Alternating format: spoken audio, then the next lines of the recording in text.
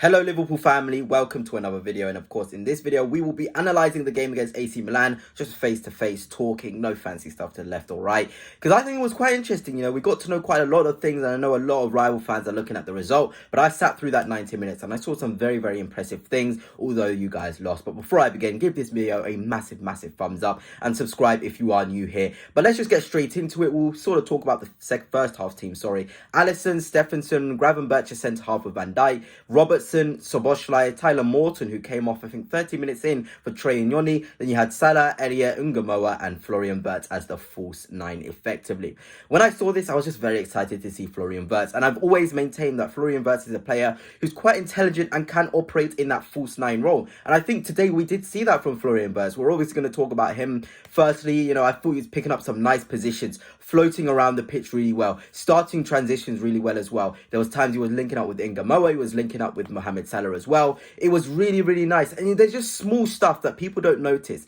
Picking up the ball in pockets, turning on the ball and driving. There was a moment in that first half where he was on the right-hand side next to Salah, where he received and turned and drive with the ball, but unfortunately just got tackled. It's small things like that which open up low blocks and defensive blocks. And AC Milan today, they came with the intention to just sit behind the ball. And pre-season, it's annoying, but it's great preparation for the Premier League. And I saw enough in the game that Florian Wirtz is going to be absolutely fantastic in games in which these teams sit back. I know he didn't get any key contributions, but it's the link play, the combinations. It was unlucky. He should have got that goal, which Mo Salah, the pass just didn't reach Florian Wirtz. But it's small stuff like that which are going to be very effective. And of course, this whole week, Liverpool have been training with Ekitike as the 9. It's quite difficult to then come into the game and not have an orthodox 9. You've got Nunez not in the squad, Diaz not in the squad, as they look like they're going to be leaving the club, with Isak potentially coming in too. It's scary. I was genuinely very impressed with the attacking threat of Liverpool. And that's going to move me on to Rio Ngumoha, who is just one hell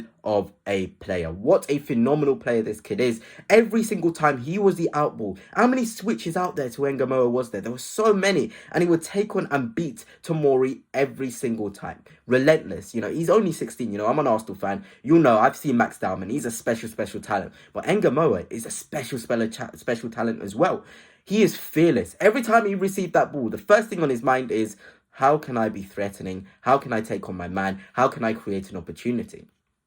There was many times in the game where he would beat his man and put a lovely ball across, where there's got to be someone there to sort of do that work, to clear the ball or whatever it is. There's always somebody there defending it. But I really liked what I saw. I really genuinely liked what I saw from Rio Ngumoha. And there were small things as well, linking up with Elliott, who I don't think had the greatest of game. But he already has the intelligence, and that's important for a young player. You can have all the technical stuff, but if you're not intelligent, you're not smart with your movement, you're not going to make it. Also, physically, he competed just fine. You're almost wanting to be a bit too much and say he's got to start the first game of the season. That's how impressive he's been. But this is a guy who can genuinely contribute to a high level next season. Yeah, I'm being genuinely honest. Physically is the biggest question you have for youth players making the jump to senior level. He was fine. It was genuinely fine.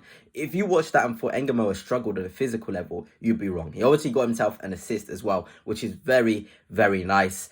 And I know it's Szoboszlai's quality in the end, which shone through. And of course, that's the player I now want to talk about, Dominic Szoboszlai. It's very easy to forget the players that Liverpool have already got.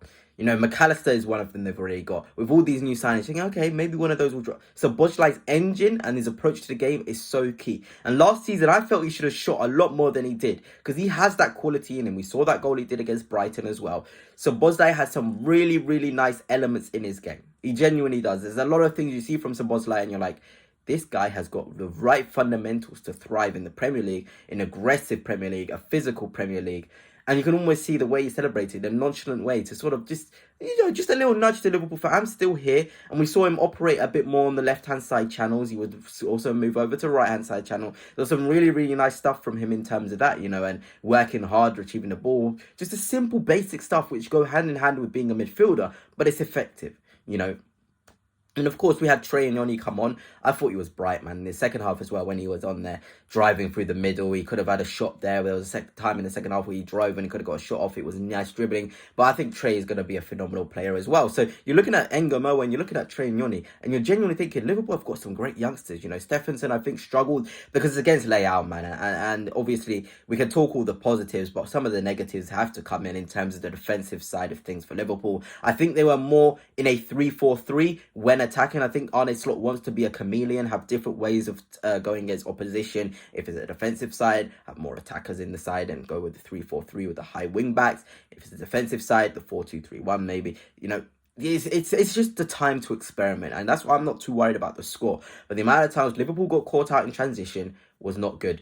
But you've got to think about it. When you're looking at that back four, Robertson, Van Dijk, Gravenberch and Stephenson in the first half, you can't have too many complaints because that is not the way Liverpool would start. You'd probably expect a Bradley at right back, Kirkers at left back, Van Dijk and Konate, who did very well in the second half.